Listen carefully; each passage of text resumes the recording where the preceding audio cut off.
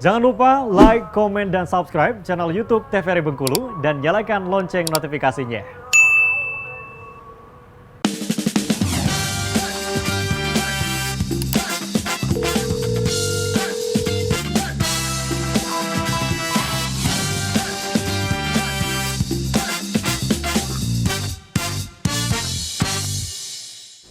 Balik lagi di Dokter Kita Bersama Kita Sehat. Dan pemirsa, kita akan melanjutkan nih pemahaman materi dari kedua narasumber kita pada hari ini. Namun sebelum kita simak lagi materi dari mereka, aku mau kasih tahu dulu untuk yang ingin bertanya bisa menghubungi kami di nomor 0851 7676 4648 atau bisa juga mengirimkan pertanyaannya di Instagramnya @tvri-bengkulu. Di sana ada postingan dokter kita terkait dengan tema hari ini, jadi pemirsa bisa langsung mengirimkan pertanyaannya di kolom komentar.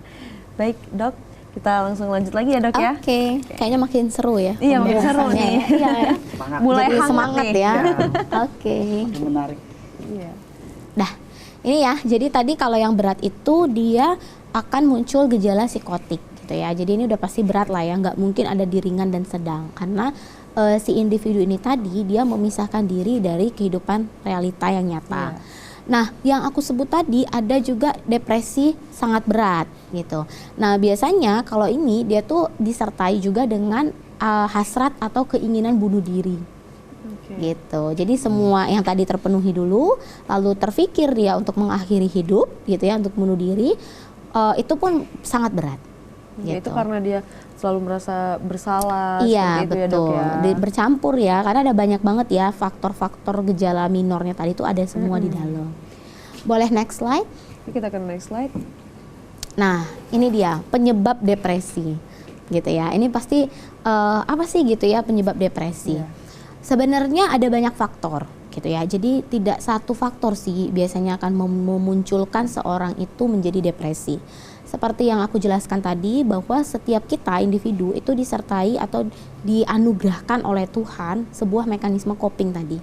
Jadi ketika kita menghadapi masalah gitu ya, ada orang yang bilang atau istilah yang bilang tuh selama kita hidup di dunia itu masalah terus yang datang gitu ya. Selesai satu, datang yang kedua. Selesai dua, datang yang ketiga. Selama kita masih hidup di bumi gitu ya, pasti kita akan menemukan masalah itulah terus gitu.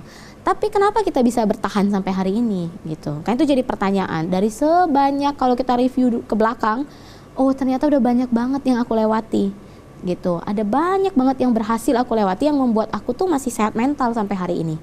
Iya kan, bener ya, ada begitu banyak gitu. Nah itu sebenarnya karena memang Tuhan sudah menganugerahkan kita mekanisme coping tadi. Di jiwa kita punya kemampuan untuk menahan setiap stresor ataupun setiap stressful ibaratnya ya. Stressful tuh kayak krisis-krisis kehidupan lah.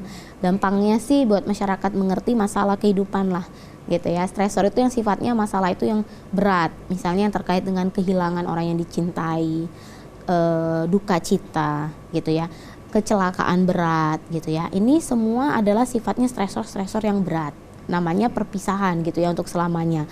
Ini stresor yang amat berat gitu dibandingkan dengan krisis-krisis hidup biasa ya, gesekan-gesekan biasa. Tapi Tuhan itu menganugerahkan kita untuk bisa menahan ini tadi supaya kita tetap ada di garis yang range normal tadi. Walaupun kita lagi down, sedih, tapi nggak lewat gitu. Walaupun kita lagi up, bahagia, tapi juga nggak kelewatan up-nya gitu.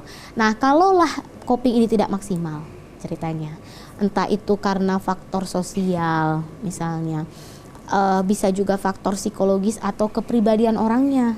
Jadi sebenarnya kalau kita bicara topik kepribadian nanti luas lagi itu, ada macam-macam tipe kepribadian orang. Ada yang dia beda-beda ya dok ya? Iya, setiap orang tuh beda kepribadiannya. Dan ada yang memang kepribadian tertentu itu yang rentan untuk jatuh pada kondisi depresi gitu. Ada tipe-tipe orang misalnya dia tuh yang perfeksionis gitu. Ini kan sementara hidup ini nggak bisa sempurna gitu ya, benar ya kak ya. Mau gimana pun kita paksakan itu nggak bisa sempurna gitu. Apapun yang kita kerjakan itu tidak bisa sempurna gitu. Nah kalaulah dia tipenya yang harus sempurna, tentu itu akan menjadi stresor bagi dia kan. Dia akan memikirkan kenapa sih nggak sempurna. Sementara nggak mungkin sempurna gitu selama yang kerjakannya masih manusia gitu ya, benar ya. Jadi gabungan inilah akhirnya tipe kepribadiannya tipe kepribadian tertentu, ada juga yang tipe kepribadiannya misalnya selalu aja negative thinking, selalu curigaan. Tapi boleh sih sebenarnya curiga itu penting ya untuk kita hidup gitu ya, untuk waspada. Tapi ketika berlebihan gitu. Jadi apapun itu dia sifatnya negative thinking. Ada yang tipe kepribadian seperti ini. Nah, ini adalah kepribadian yang rentan gitu. Jadi dia udah punya dari kepribadiannya itu sendiri seperti itu tipenya, ditambah stresornya berat banget, dukungan sosialnya nggak ada dari keluarga, dari pasangan, dari anak, dari lingkungan sekitar gitu ya, tidak disupport ketika dia menghadapi sebuah permasalahan atau stresor, udah deh bisa muncullah gangguan mental ini tadi. Itu sering terjadi juga ya dok, Iya. tapi sayangnya seringkali diabaikan sama Betul masyarakat. sekali. Jadi dia tuh sebenarnya makanya dalam bentuk lingkaran tuh, karena saling keterkaitan sih sebenarnya, nggak berdiri sendiri. Dari faktor genetik misalnya, ada juga garis keturunan dia yang gangguan jiwa. Jadi itu menurun dok? Iya, biasanya ada beberapa persen gitu ya genetik. Jadi walaupun nggak depresi di garis keturunannya, misalnya gangguan yang lain gitu, tapi masuk dalam gangguan jiwa. Tapi dia punya gen itu, gangguan jiwa. Lalu kemudian faktor sosial tadi, dukungan, support gitu ya. Dan faktor kepribadian, benturan dengan stresor yang berat banget. Jadi deh dia, muncullah akhirnya gangguan mental. Akhirnya si mekanisme coping ini tadi sudah nggak bisa lagi ngehandle. Akhirnya nggak efektif lagi mekanisme copingnya, nggak optimal lagi. Sehingga muncullah gangguan itu tadi. Gitu. Paham ya? Untuk yang penyebab dari depresi. Jadi lingkaran ya, nggak bisa kita putus satu-satu gitu. Boleh next slide. Nah ini ya, ini cuma penjelasan rincinya aja. Jadi ada penyebab stres ya, kemudian ada banyak faktor sih. Tadi aku bilang kayak kehilangan itu yang sifatnya benar-benar kayak perpisahan ya, kematian lah gitu ya. Itu adalah stresor yang berat gitu. Kecelakaan lalu akhirnya berujung pada perpisahan juga itu stresor yang berat gitu ya. Kemudian juga stresor yang berat itu misalnya kasus-kasus pemerkosaan, itu sebenarnya stresor yang berat juga ya, itu pengalaman yang kelam gitu yang berat. Tapi kalau kayak misalnya kita dipindah tugaskan gitu ya ke tempat daerah terpencil banget, itu stressful lah gitu. Jadi krisis-krisis kehidupan biasa, atau kita punya permasalahan dengan pasangan, ribut dengan pasangan gitu, itu krisis-krisis kehidupan biasa. Ya, tapi yang berat tadi kayak terutama yang kehilangan, sebenarnya itu stresor yang berat. Jadi ketika kita ketemu teman kita mungkin yang lagi di fase ini, itu penting banget support sebenarnya. Tapi nanti akan dibahas lebih lengkapnya oleh Kak Agung. Oke. Ya. Oke, boleh next. Oke, ini akibatnya ya. Jadi bisa sampai bunuh diri tadi, banyak ya. Gangguan tidur, gangguan pola makan, gangguan dalam 3 aspek, interaksi, pekerjaan, perawatan diri, dan perilaku-perilaku merusak. Artinya memang dia gini, ketika dia psikotik sih sebenarnya. Kan dia udah di luar akal sehat ya, tidak bisa menilai realita. Jadi dia mau merusak apa ya terserah, mau melempar orang dengan apa ya dia udah nggak di alam realita. Iya, karena udah terganggu tadi. Iya, mau kita marahin juga nggak guna gitu. Iya. Yang harusnya yang kita lakukan adalah bawa dia berobat. Gitu. Itu ya, itu akibat depresi. Boleh next. Oke, mungkin ini di Kak Agung. Oke, jadi kita bergantian nih pemirsa. Dokter Lisdanya boleh duduk dulu. Oke. Oke, kita langsung lanjut Bang Agung atau gimana? Boleh? Oke. Oke.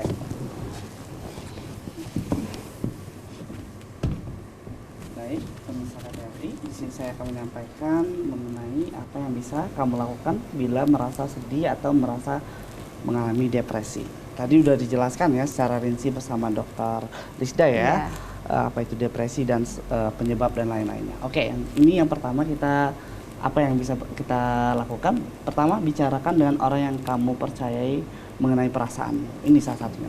Oke, kalau memang kita ada masalah, kita harus otomatis kita mungkin ada teman terdekatnya ya, pemirsa TVRI harus ceritakanlah masalah ini sama dengan orang yang terdekat. Misal kalau untuk itu anak-anak bisa bercerita dengan orang tuanya, ya kan? Kalau memang anaknya cowok dekat dengan orang tuanya yang ibu bisa ceritakan. Kalau untuk anak yang sekolah mungkin dekat sama gurunya, ya kan ada guru yang bisa terpercaya. Tapi jangan semua masalah diceritakan dengan semua orang gitu. Ada orang-orang pilihan gitu. Iya betul. Mungkin kalau untuk teman atau pemirsa TVRI ada teman dekat, sahabat lah ya kan. Bestie. Bestie ya kan, masih sekarang ada bestie ya. Generasi Z Iya, ya. jadi harus Bestie. betul ada bestie. Jadi harus ceritakan tergantung masalahnya ya, tapi kalau memang udah masalahnya yang bisa diceritakan ada solusinya boleh ceritakan. Tapi jangan sampai yang semua bersifat rahasia tapi. Pokoknya harus diceritakan gitu biar lebih plong ya nggak dok? Betul. Ya kan? Iya. Ya. Oke, yang kedua cari bantuan profesional bisa dengan tenaga kesehatan atau ke dokter. Itu Ini konsul betul tadi ya, berkonsultasi ya kan. Untuk di era sekarang ya kan, kalau memang kita ada masalah, satu-satunya kita bisa bimbingan konseling, melakukan bimbingan konseling ya. Kalau memang untuk yang di media sosial kita bisa ke Halodoc misalnya kan, ke psikolog gitu kan untuk di media sekarang kita bisa manfaatkan gitu, bisa berkonsultasi secara online atau bertemu langsung ke psikolog atau ke dokter. Mungkin anak-anak yang pemirsa TVRI yang di sekolah menemui guru BK-nya di sekolah. Kalau untuk teman-teman atau masyarakat yang berobat ke puskesmas bisa menemui mungkin ada petugas perawat jiwanya gitu. Berarti itu tersedia di puskesmas? Iya, jadi ada bimbingan konseling lah ya kan. Kalau memang itu mahasiswa atau anak sekolah atau masyarakat bisa kita ajak ke puskesmas untuk berkonsultasi, ada gitu. Kalau memang yang di sekolah disediakan gitu. Jadi ada memang fase-fasenya gitu. Kalau sekarang enak sih bisa di dokter kita.